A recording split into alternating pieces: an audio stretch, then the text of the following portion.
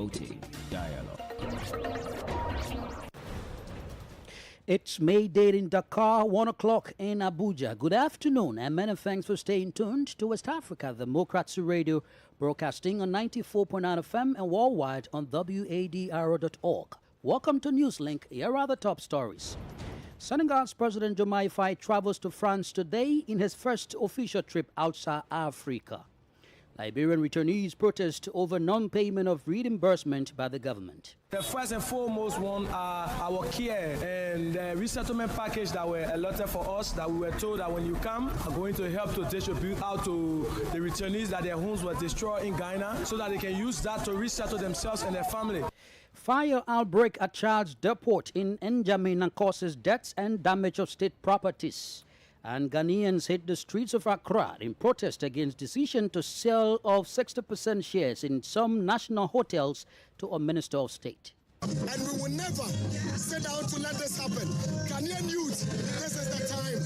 This is the time. Don't sit back and say, it is really important that we all see the importance for we to come together and fight against this oppression. Please stay tuned for details of these stories and more. Here is Augustine Coley with Newslink. Thank you for joining us and a warm welcome to our listeners in the Gambia, Ghana, Liberia, and Sierra Leone. Let's begin here in Senegal as President Bassirou Diomaye Faye is traveling to France today as part of his first official visit outside Africa.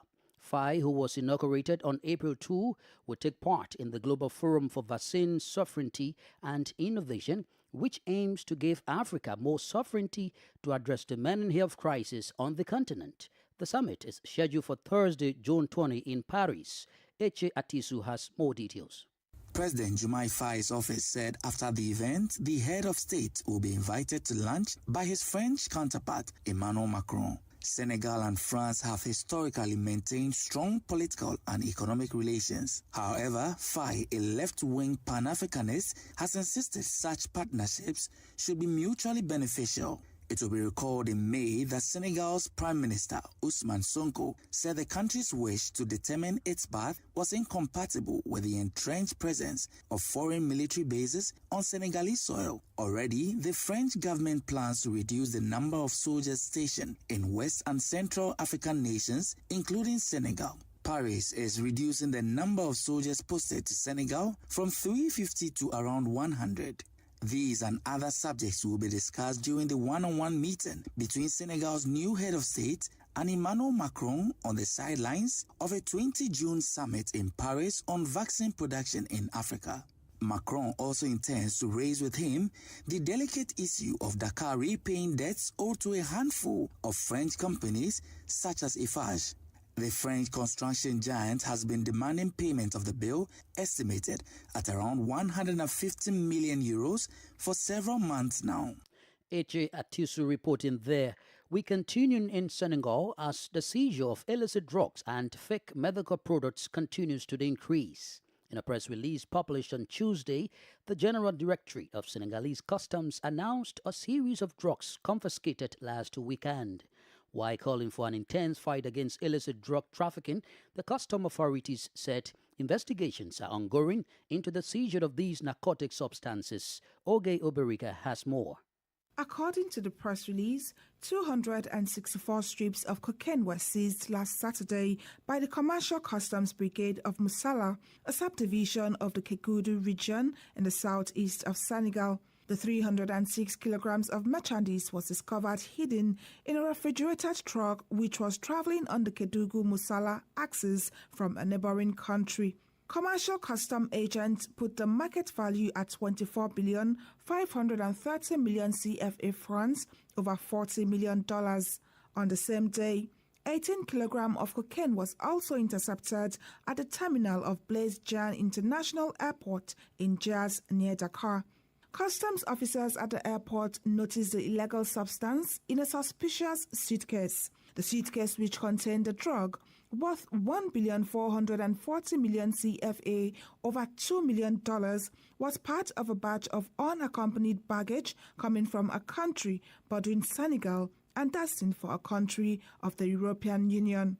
In addition to the 2 seizures on Saturday, the Congo Mobile Customs Brigade in the Kafrine region intercepted 392 kilograms of fake medicines on board a sedan. These are products composed of analgesics, antibiotics, or even aphrodisiacs, estimated at 75 million CFA francs, about $123,000. The Senegalese Customs General Directorate puts the total value of these referrals at 26 billion 45 million CFA francs. However, investigations are still ongoing into the seizure of these illegal substances. Oge Oberika reporting there. Over to Cote d'Ivoire, where the opposition parties have reacted to President Alassane Ouattara's speech delivered to the Ivorian Parliament on Tuesday in Abidjan. They include the Democratic Party of Ivory Coast (PDCR), the Party of African Peoples Cote d'Ivoire (PPACR), and the Ivorian Popular Front (FPR). The main opposition parties frowned at President Ouattara for not addressing major policy issues, but instead boasting about his political achievements. Imo Edit completes the story. In response to the president's speech, Soumaïla Boudoumi Traoré, spokesperson for the Democratic Party of Cote d'Ivoire (PDCI), said Ouattara was pleased to share his socio-economic record and not to address the current challenges of the country. At the PPACI, the opposition political party of former President Laurent Gbagbo, the speech presented the results of the head of state and not an address to the nation, where Alassane Ouattara was expected to speak on several major policies. For the Vice President of the African People's Party of Cote d'Ivoire, Hubert Ouellet, nothing or almost nothing was said about the concerns of the day, among others the high cost of living or the somewhat electric political climate existing for the past month. Finally, at the Ivorian Popular Front, led by former Prime Minister Pascal Affi-N'Guessan, who announced his candidacy for the 2025 presidential election, President Ouattara's speech was an exercise of self-satisfaction, a personal and exaggerated vision away from Cote d'Ivoire. For Pascal Affi-N'Guessan, this address to the nation is guilty on the issue of the high cost of living, which heavily impacts so many Ivorians. It was also noticed that President Ouattara did not mention on the question about his candidacy for a 4th term in the 2025 presidential election, despite huge expectations from citizens, including opposition parties. The Ivorian head of state also failed to mention the political cases involving opposition leaders Charles Blair Goudé, Laurent Gbagbo, or even Guillaume Soro, whose names were removed from the electoral register. However, these opposition figures are positioning themselves for the next presidential election in October 2025. Imo Edit fight that report. The authorities in Togo and the Republic of Sao Tome and Principe have signed an agreement abolishing entry visas between the two countries. This agreement was reached in Lomé on Tuesday, June 18. Togolese Minister of Foreign Affairs Robert Douze signed on behalf of Togo, while Gareth Haddad, the Minister of Foreign Affairs, Cooperation and Communities, signed on behalf of Sao Tome. In their separate remarks, the two diplomats said the entry visa waiver agreement will allow citizens of the two countries to intensify their exchanges in the economy and tourist fields. It should also strengthen the ties of cooperation and friendship between Lomé and Sao Tome. According to the agreement, holders of all types of passports can travel reciprocally in the two countries without a visa for stays not exceeding 90 days. More stories coming up on West Africa Democracy Radio. Newslink continues. Let's now take you to Liberia, where several citizens who recently repatriated from the Buduburam refugee camp in Ghana to Liberia staged a demonstration on Tuesday. They were protesting the alleged failure of the Liberian authorities to provide them with their resettlement packages. As a reminder, the Liberian authorities made the decision to bring back their stranded citizens after the Ghanaian authorities decided to demolish the refugee camp. This camp had been home to Liberian refugees who had fled the country's 14-year civil war, which claimed the lives of over 250,000 people. Darlington Pokpad in Monrovia reports. Following their repatriation weeks ago, the Liberian government, through the refugee agency, promised to provide a special package to enable the returnees jumpstart their lives. So far, a good number of the returnees have successfully reintegrated into society after receiving their resettlement packages. However, during the protests, these returnees accused the government of refusing to give their share of the package as they went on to decry the poor sanitary condition at the center. Not only the money, we are demanding for the package because the package include education, it include health, it include money, it include resettlement materials that we can use, and it also includes housing facilities that will be provided for us. So it's not only the money aspect.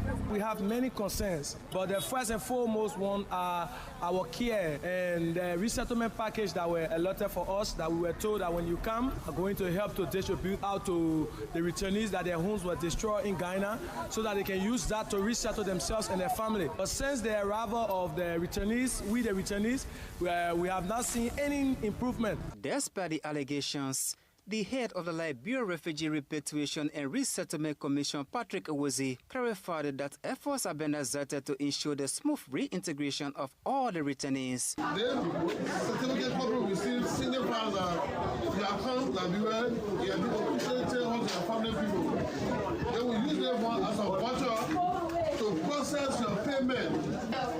This ID number is what you want to confirm that the ID card is what you want to they are being tracked. Once you have the ID card, the first group of people are those that don't have place to live. It's not bad that those who have place to live and have homes.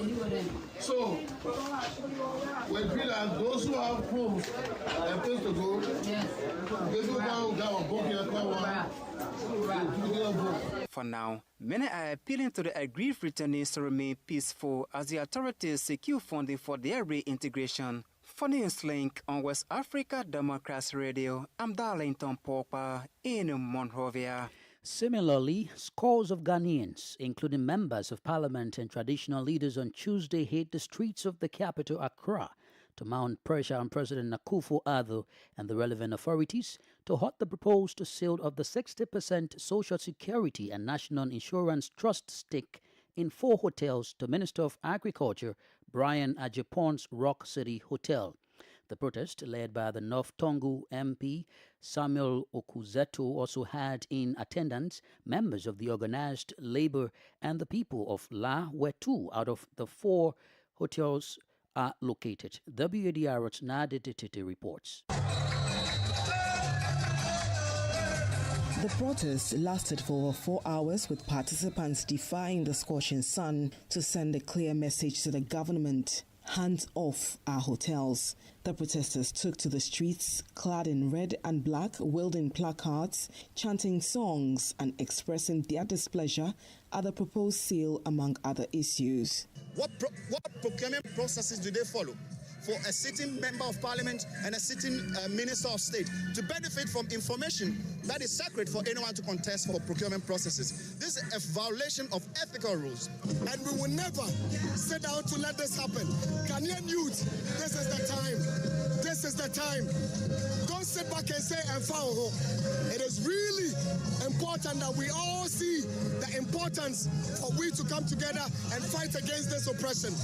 Lead convener of the Hands Off Our Hotels protest and Member of Parliament for Notong, Samuel Okujeto Ablakwa, argued that the hotels are performing better than their great Minister Brian Ajepon's Rock City Hotel, which has been penned to buy the 4 SNIT hotels. Between Labadi Beach Hotel and Rock City, who should be buying who? Which of the hotels should be buying the other? So this cannot be about any savior coming to save these hotels. Already there is no value for money. SNIT's own valuation report says that these 4 hotels should go for $121 million. Brian Ajepo is offering only $61 million. The protest, which was largely peaceful, however, nearly turned chaotic when the police mounted a barricade on the road leading to the destination point, contrary to an earlier agreement reached with the protesters. Samuel Okujeto Ablakwa accused the police of acting in bad faith and announced his intention to bring the matter up in Parliament. The protesters subsequently presented a petition to the presidency demanding, among other things, that President Akufo-Addo promptly dismisses appointees within his cabinet, as well as those on the SNIT board and management who are complicit in the controversial deal. For WADR, Nadidi Teti, Accra. Meanwhile, the Ghanan Statistical Service says the country's economy grew by 4.7% between 2023 and the first quarter of 2024. In the first 3 months of 2024, the economy was valued at 266.7 billion cedis, up from 212.1 billion cedis in the same period of 2023. The main drivers of this growth were mining and quarrying, information and communication, construction and accommodation, including food activities. Speaking at the press briefing on Tuesday, the government statistician, Professor Samuel Kobinan Anim, also disclosed that despite the general growth of the economy, the non-oil driven sector has seen a slowdown. On a year-on-year basis, the economy has grown by 54 billion Ghana cedis between the first quarter of 2023 and the first quarter of 2024. From a non-oil perspective, we recorded 256 billion Ghana cedis for the first quarter of 2024, relative to 203 billion Ghana cedis for the same time period in 2023. From a real perspective, that is when we've adjusted for the effect of price changes and looking at the actual value of goods and services, the economy in the first 3 months of 2024 was 51 billion Ghana cedis relative to 48.7 billion Ghana cedis that was recorded for the same time period in 2023. This means that from a constant point of view, the economy has grown by about 2.3 billion Ghana cedis, increasing from 48.7 billion Ghana cedis to 51 billion Ghana cedis in 2024. From a growth perspective, given these two values, the economy grew by 4.7% between 2023 and 2024.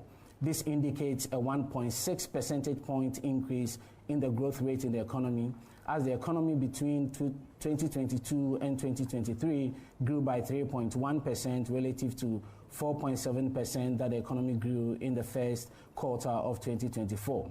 From a non-oil perspective, we've seen a slowdown in the growth rate in the economy, as the economy grew by 4.4% between 2022 and 2023 relative to 4.2% between 2023 and 2024. This means that there has been a slowdown in the growth of the economy from a non-oil perspective by 0.2 percentage points between 2023 and 2020.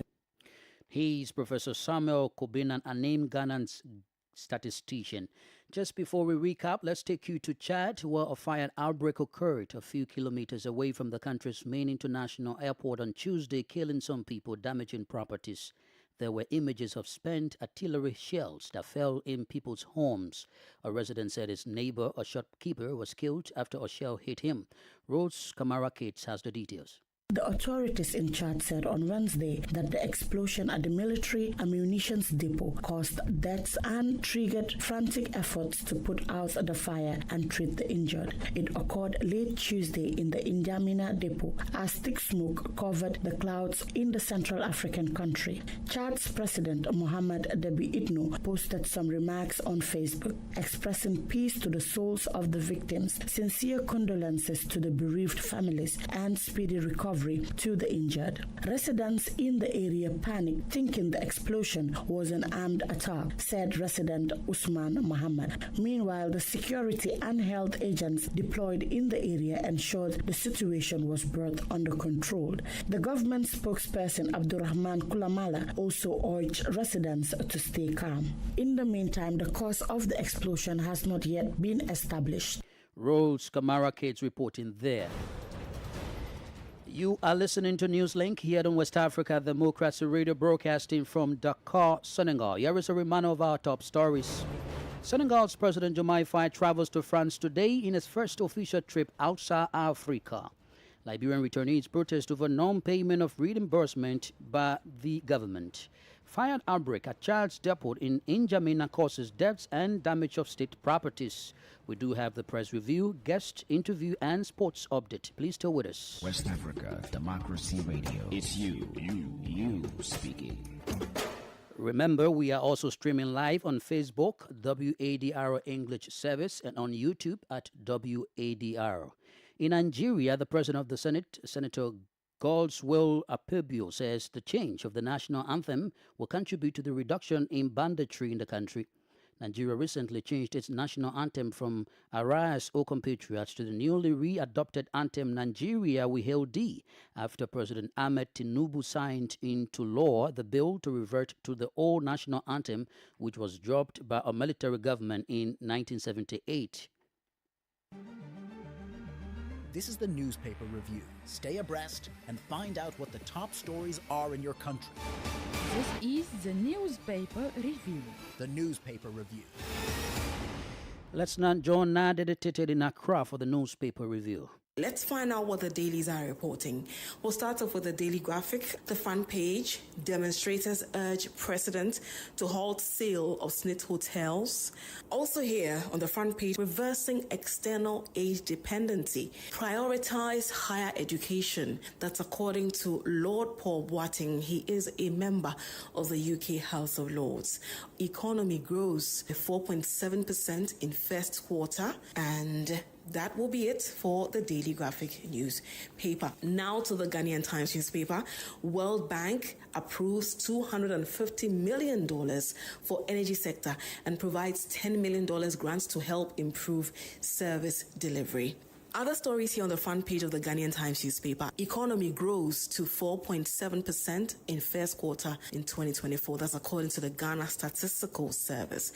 And also here another story on the front page of the Ghanaian Times. Let's collaborate to change global financial architecture. That's according to the Minister of State in charge of finance at the presidency, Abna Osei Asare. To the Daily Guide newspaper now, front page, hotel demonstration, protesters, police clash. And also here on the front page, 2.37 million ambulance case. JACPA sends AG 68 WhatsApp messages. And court throws out suit against Inspector General of Police. Also here, Bank of Ghana justifies GN Bank's license revocation. And woman kills mother over witchcraft. Let me now take you to the Herald newspaper. Front page, GRA workers angry with new boss for unilaterally handing over tax mobilization deal to Indians. Also on the front page of the Herald newspaper, Majority Leader commends Energy Minister for navigating economic crisis.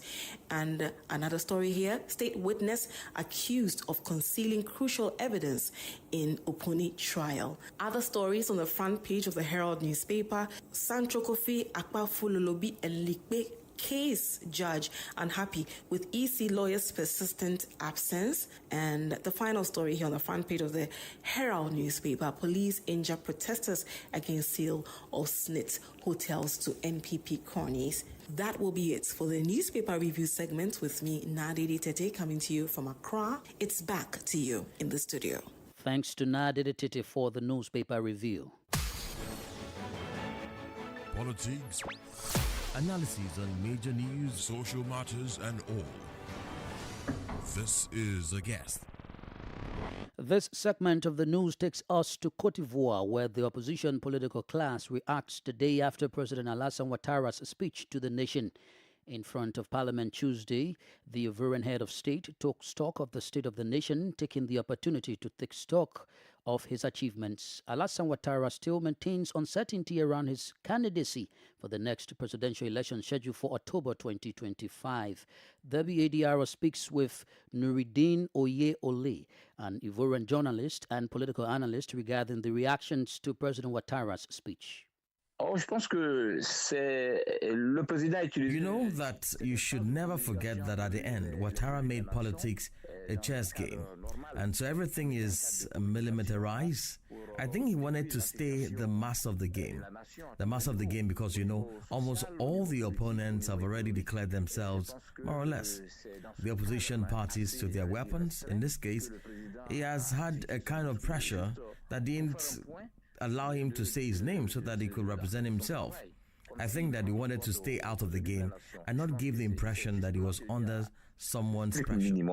Now, he was expected to run for office in 2025. Why did he choose to keep the suspense? You know that you should never forget that at the end, Ouattara made politics a chess game. And so everything is militarized. I think he wanted to stay the master of the game. The master of the game because, you know, almost all the opponents have already declared themselves, more or less, the opposition parties to their weapons. In this case, he has had a kind of pressure that didn't allow him to say his name so that he could represent himself. I think that he wanted to stay out of the game and not give the impression that he was under someone's pressure. Alassane Ouattara has his own calendar. He has his way of managing things like a chess game.